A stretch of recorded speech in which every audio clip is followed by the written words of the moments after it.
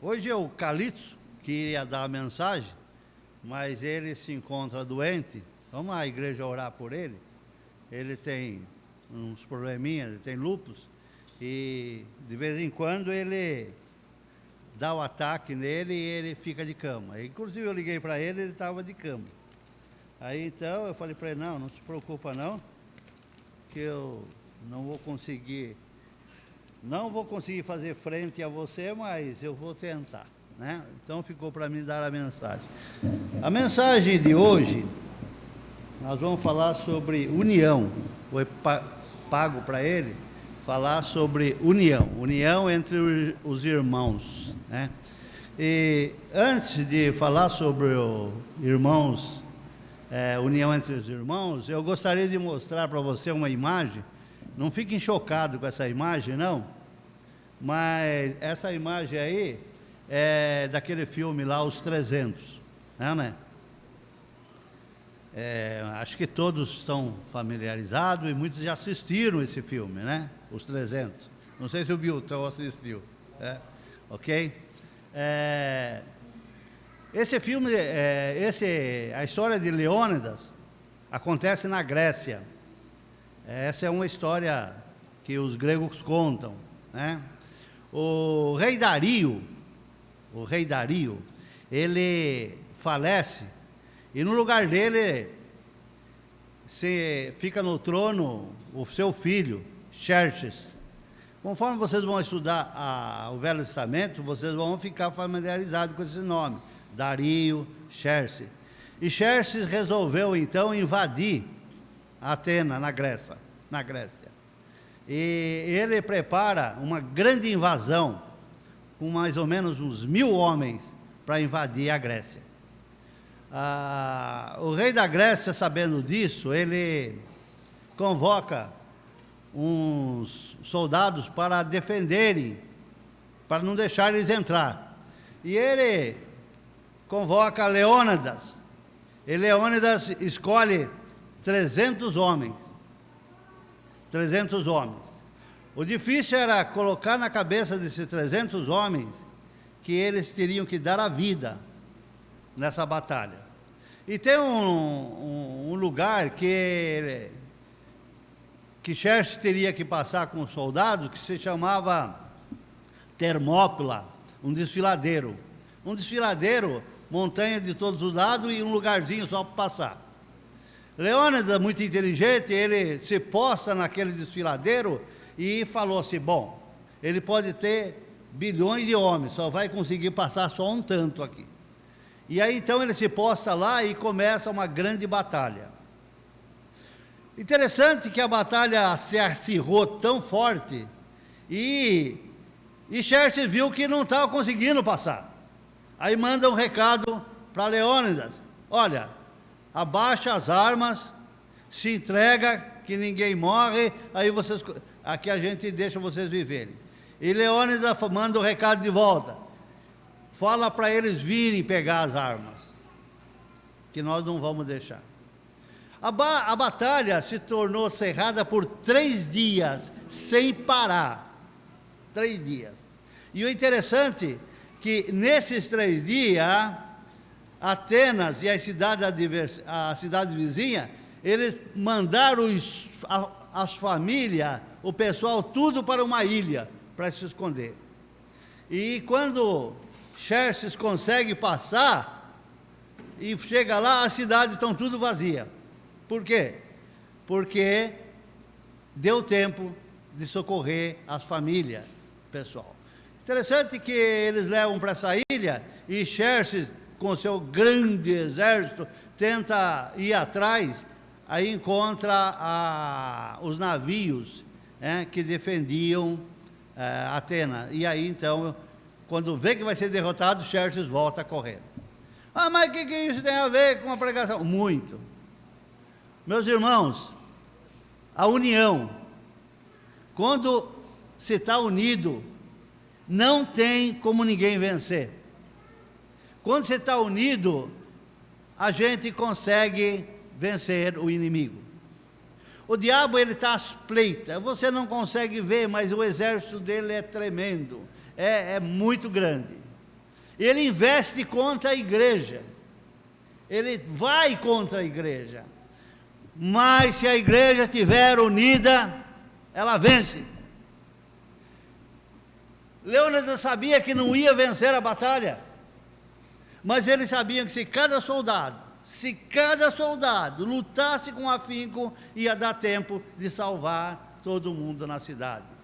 Então, meus irmãos, o que a gente tem que fazer? A gente tem que ser unido, não temos que ser egoísta.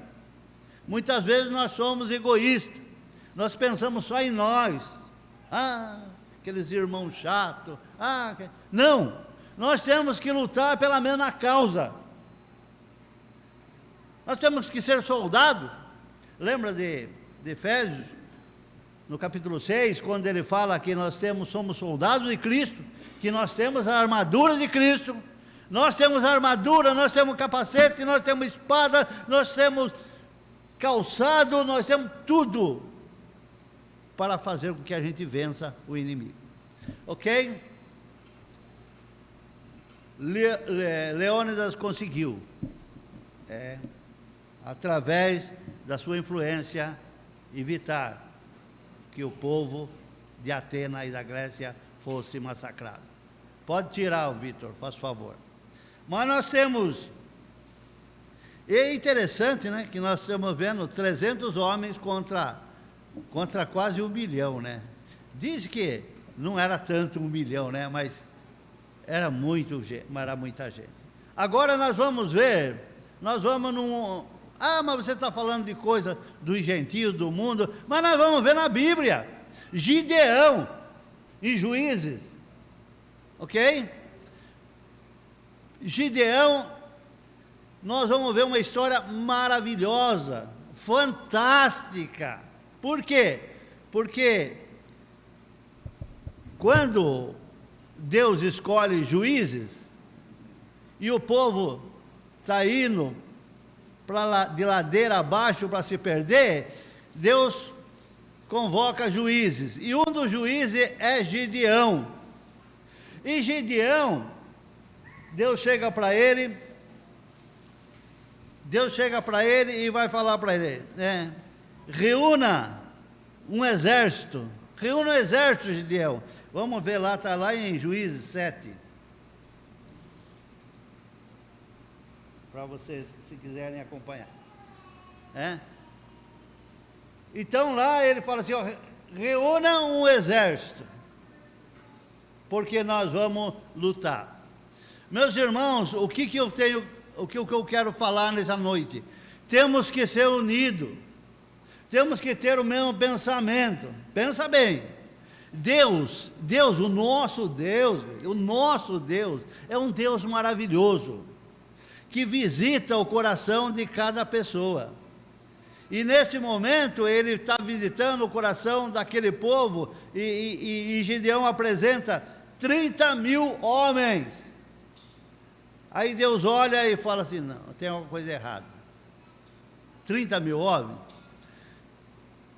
Manda avisar para esse pessoal, para esses 30 mil, aquele que for covarde, aquele que for fraco, aquele que não for soldado suficiente para inventar uma guerra, que vá embora para sua casa. Olha Deus falando, mandando o nosso Gideão falar. Pô, mas peraí, Deus, os medianitas já são o dobro disso, e nós vamos guerrear contra eles, e então, como nós vamos fazer? Ainda vamos mandar 20 mil embora, porque no total dos covardes foram 20 mil, olha, 20 mil de 30, não eram corajosos. Lembra de Leônidas? Hoje os soldados, cada soldado valia por 20, aqui não, espera aí, vamos guerrear contra quem? No Midianita. E quantos são mais ou menos? São em 60 mil. Eu vou lá? Eu vou lá? Agora tem uma oportunidade. Deus fala assim, você está com medo? Não vai. Pode ir embora para casa. Por quê? Porque se tem uma pessoa com medo, ela desprestigia, ela desmoraliza, ela enfraquece a tropa. E aí então, o pessoal vai para casa. Aí sobrou 10 mil, né? E Deus olha o coração desses 10 mil. Tem coisa errada ainda aí. Tem coisa errada ainda aí. Eu preciso de soldados. Eu preciso de homens fortes, né?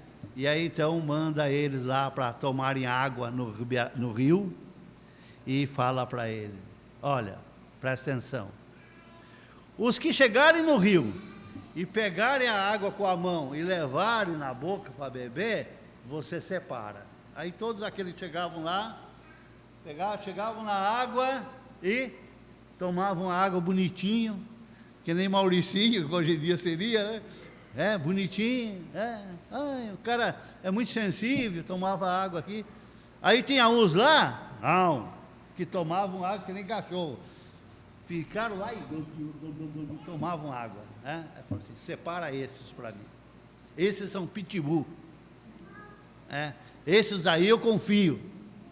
Separou 300 homens. Você vê que interessante? 300 lá e 300 aqui. 300 homens foram suficientes que Deus escolheu. Mas por quê? Porque não, Aldir, não tinha covarde lá no meio, não. Aqueles que tomaram água daquele jeito eram homens que iriam dar a vida na batalha. E nós vemos que relatado no livro de Juízes, ali no capítulo 7, a maravilha. Eles vão para a guerra, mas Deus ia com ele. Por quê? Porque eles eram homens valorosos para Deus, eram um homem de orgulho para Deus. Então eles tinham muito orgulho. Então, meus irmãos, qual a diferença? Grande diferença. O cristão, ele tem que estar disposto a dar o seu sacrifício pela igreja, dar o seu sacrifício por Deus, entendeu? Vamos ter reunião? Nós vamos ter acampamento? Nós vamos. Por quê? Porque nós temos que estar unidos um com o outro, Certa vez a gente viu uma pregação que falava sobre o porco-espinho, numa época fria demais, e os porco-espinhos ficavam juntos um do outro para se aquecer, e um cutucava o outro. Mas mesmo cutucando um ao outro, eles ficavam juntos, porque era melhor ser cutucado pelo irmão do que morrer de frio. A igreja é a mesma coisa, meu filho, é difícil. Você pensa que uma pessoa é igual a outra? Nós somos diferentes um do outro, nós temos pensamentos diferentes, nós temos gostos diferentes, e Deus o sabe. Mas Deus quer que a gente seja unido, quer que a gente esteja junto. Vocês acham que um é igual ao outro?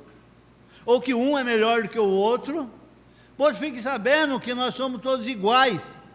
Salomão, por mais sábio que fosse, por mais inteligente que fosse, por mais bem criado que fosse, ele caiu. Então todo mundo cai. Mas o importante é você ter alguém do lado para poder levantar essa pessoa. E essa pessoa só vai ser levantada se tiver um irmão do lado. Um irmão não para criticar o outro, mas para ajudar. Interessante que lá na Grécia Antiga, lá na época dos 300, o soldado, ele era responsável pela segurança do outro soldado. Tanto é que os escudos eram altos, e protegia o cara do lado, e o outro protegia você. Então eles trançavam o escudo para não passar as espadas ou as flechas. Entendeu? Um cuida do outro. Um sabe que se o outro cair, ele vai ficar fraco. A igreja é a mesma coisa. Por que nós somos tão teimosos? Nós temos que cuidar um do outro. Ah, não, eu vou cuidar só daquela pessoa porque ela é boazinha. Não, aí é fácil.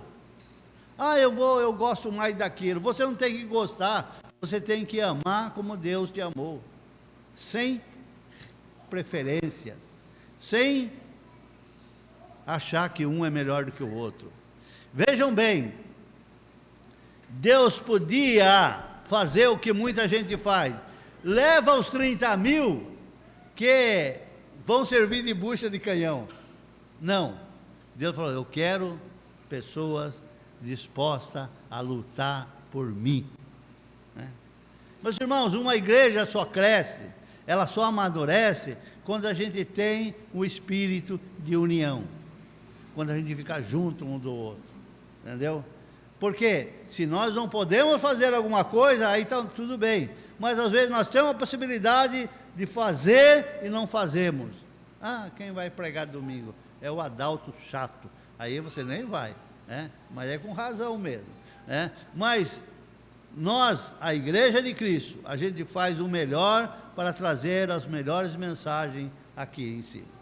Ninguém pode falar que não, a gente labuta para isso, e nós transformamos a igreja numa igreja forte, numa igreja saudável, ok?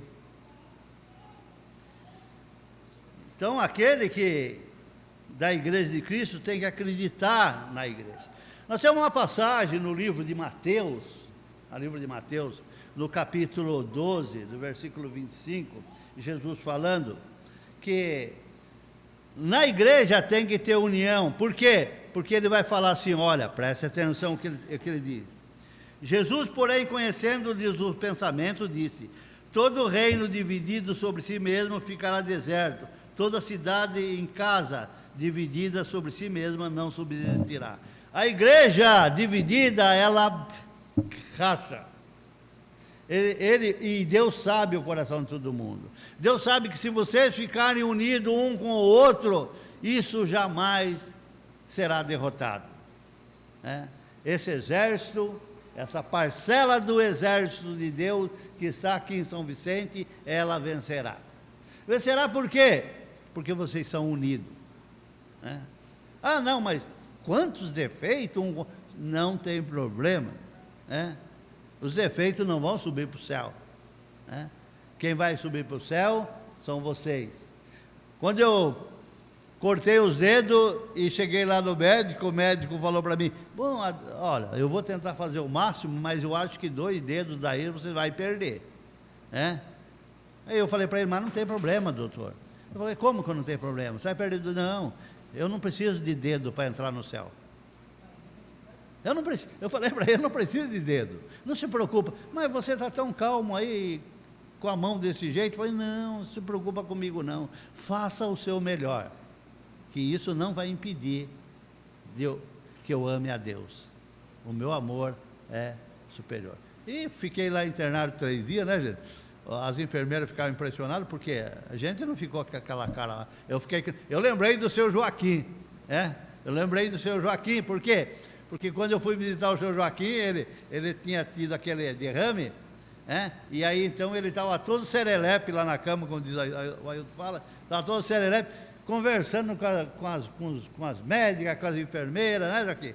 Conversando com as pessoas que estavam doendo. Os outros lá estavam assim, ó, né? Estão tudo lá. E ele lá: não, está tudo bem, né? Deus está no controle de tudo. Vamos manter unido. Para quê? Porque na hora que apertar o calo, você saiba que Deus vai cuidar de você. A hora que não tiver mais jeito, Deus vai cuidar de você.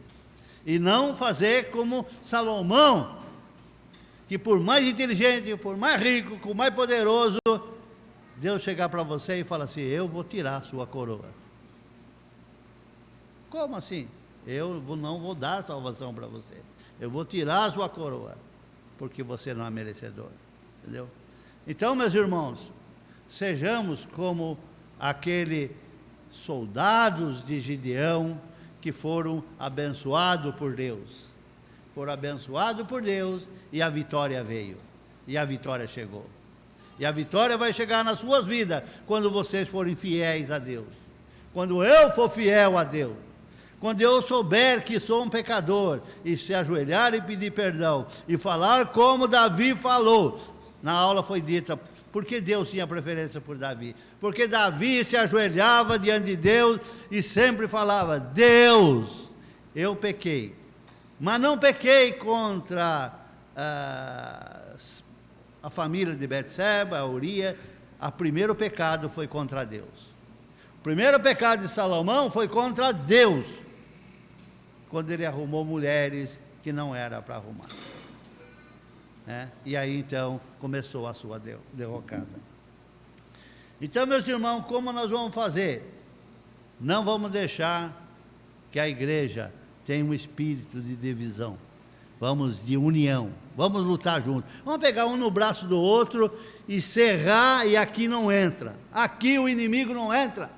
Não pode nos derrotar. Nós somos superior a eles. Então nós vamos estar juntos a caminho do céu. A pessoa, coisa linda. Nós vamos estar juntos a caminho do amo. Mas um dia nós vamos estar a caminho do céu juntos, de braços dados. Vamos chegar lá e vamos falar: eu não venci sozinho, eu venci junto com os irmãos da igreja. E aí então nós vamos ver a diferença. Não existe coisa mais maravilhosa do que ver a vitória de Deus. Então, meus irmãos, que sejamos unidos, que sejamos fortes para podermos vencer, para podermos ter o prazer de entrar no céu junto e não encontrarmos na situação de chegarmos na porta do céu e Jesus falar para ele: não conheço vocês. Mas eu estive lá na igreja. Eu conheço o seu coração, eu sei que você foi lá, porque eu sei sobre todo mundo o que acontece. Mas ser filho de Deus é fazer a vontade de Deus, ser unido com Cristo. E se você não consegue amar o irmão que está aqui ao seu lado, como é que você vai amar uma pessoa que você nem enxerga como Jesus ou Deus? Ame o seu irmão do lado e depois Deus o amará para sempre. Obrigado.